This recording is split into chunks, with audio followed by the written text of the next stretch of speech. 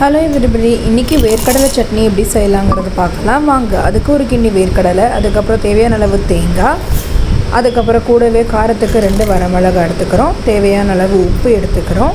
நமக்கு தேவையான அளவுக்கு கொஞ்சமாக தண்ணி சேர்த்து அதை நல்லா மிக்சியில் போட்டு மைய அரைச்சி எடுத்துக்கணும். கண்டிப்பாக இந்த வீட்டில் செஞ்சு ட்ரை பண்ணி பாருங்கள், சூப்பராக இருக்கும். பாருங்கள், சட்னி ரெடி ஆகிடுச்சு. இப்போதை தாளிச்சிக்கலாம். அதுக்கு நம்ம தாளிக்கிற கிண்ணி எடுத்துக்கிறோம். அதில் கொஞ்சமாக எண்ணெய் சேர்த்து அதில் கடுகு கருவேப்பிலை போட்டு தாளித்து எடுத்து நம்மளுடைய சட்னியில் ஊற்றிக்கிறோம்.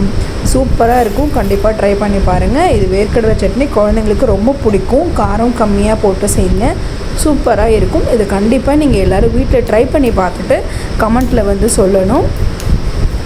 கருவேப்பிலை சேர்த்தாச்சு.